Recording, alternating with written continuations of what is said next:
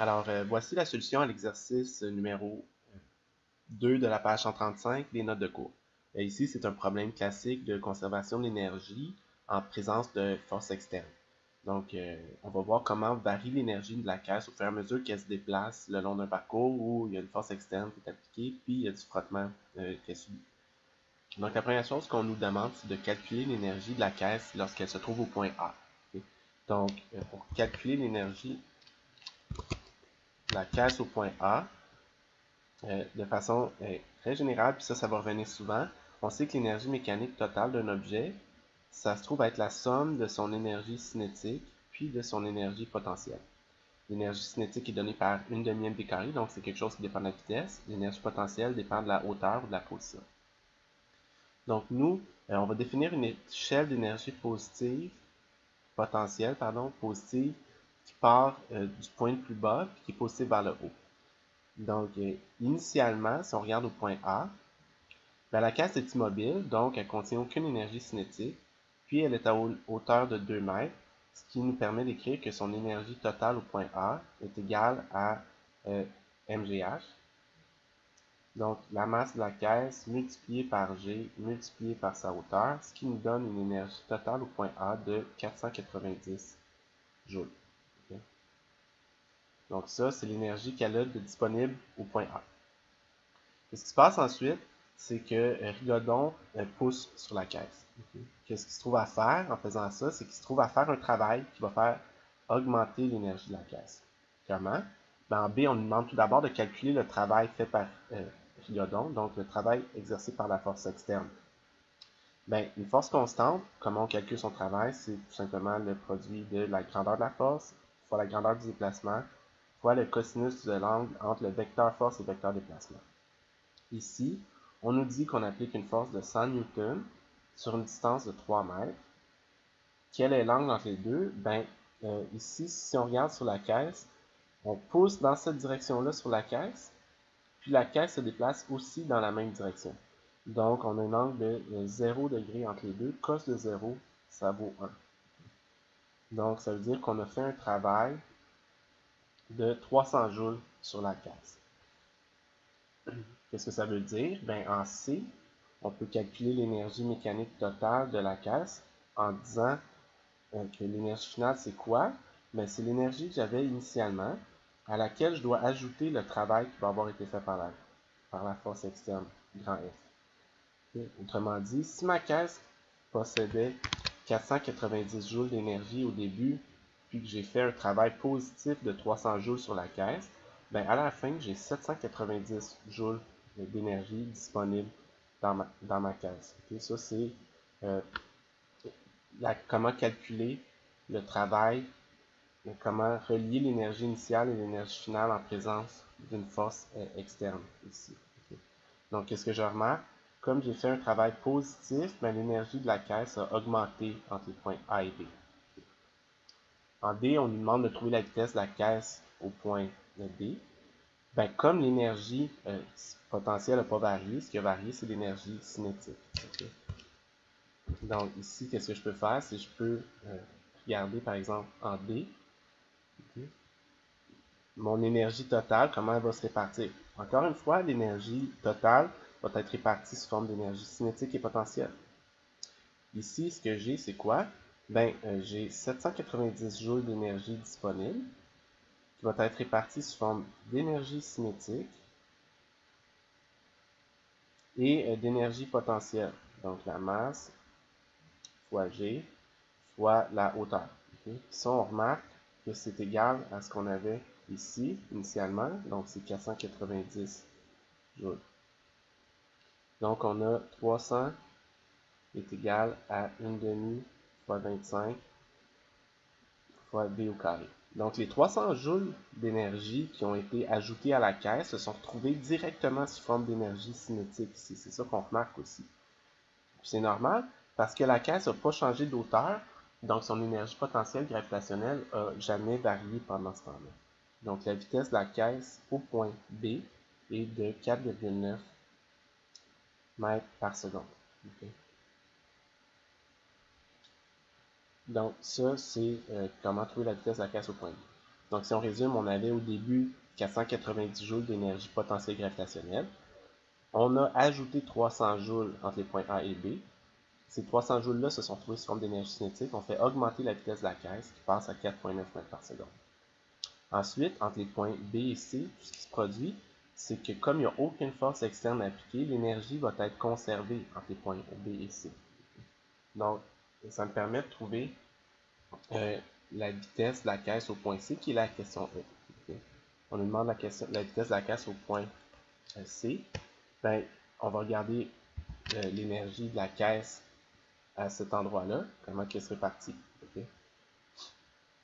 Encore une fois, ici, l'énergie est répartie a priori sous forme d'énergie cinétique et potentielle. Ici, ma caisse s'est retrouvée au point le plus bas de sa trajectoire, donc elle ne contient plus d'énergie potentielle. Autrement dit, les 790 joules d'énergie que j'avais initialement sont tous maintenant sous forme d'énergie cinétique. Okay. Puis la vitesse de la caisse va donc avoir augmenté jusqu'à atteindre 7,95 mètres par seconde. Okay. Donc ici, en glissant le long de la rampe, okay, comme il n'y a aucun frottement dans cette région-là du problème, ici, il n'y a aucun frottement quand la caisse descend, ben, l'énergie va être conservée entre les points B et C. Okay. Ça, c'est quelque chose qui est fondamental. Tant qu'il n'y a aucune force qui agit sur mon système à part la gravité, ben, l'énergie doit être conservée dans mon système. Okay. Je fais un peu de ménage, je reviens. Donc, on était au point C où la caisse possède une énergie de 790 joules à cet endroit-là. Okay. On nous demande en F de calculer le travail fait par le frottement. Pourquoi? Parce que dans la zone ici, on a dit qu'il y a un frottement, puis le coefficient de frottement cinétique est égal à 0,2 à cet endroit-là. Okay.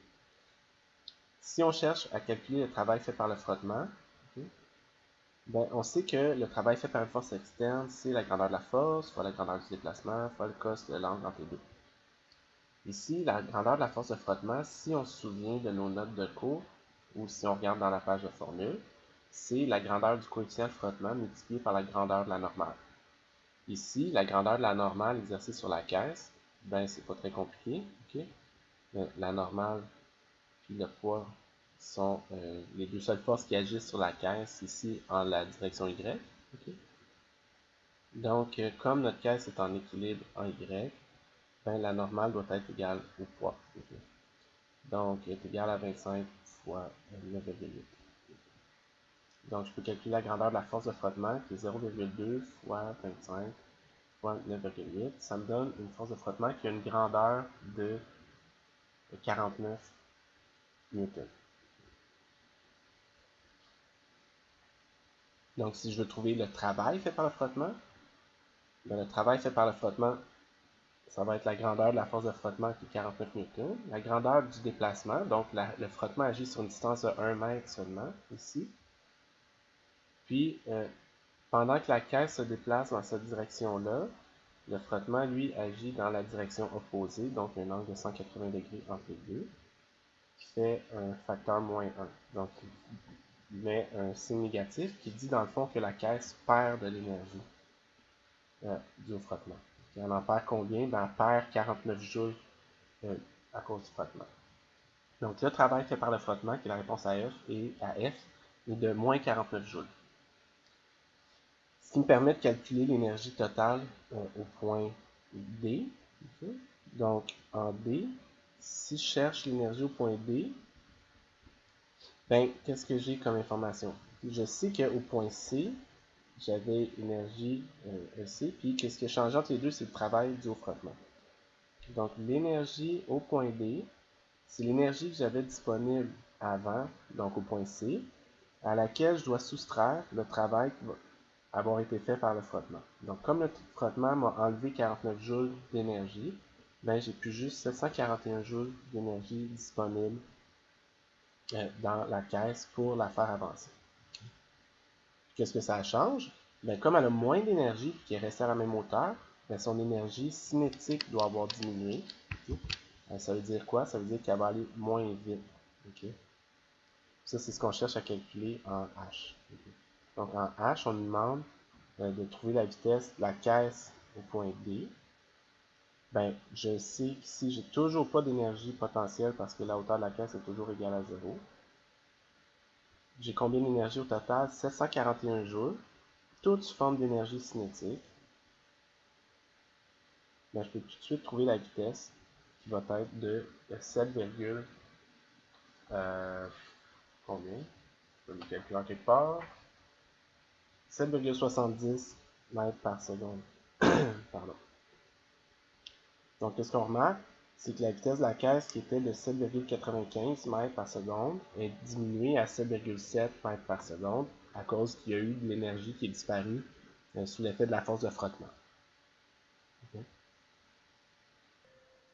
Maintenant, ce qu'il nous reste à faire, c'est de trouver la vitesse de la caisse lorsqu'elle a atteint le point E. Okay. Ben, on aurait tendance à faire quoi? On aurait tendance à utiliser le même raisonnement qu'on a déjà utilisé, ce qui est d'ailleurs une excellente idée. Okay? Donc, on va essayer d'appliquer la conservation d'énergie. Combien d'énergie est-ce que j'ai?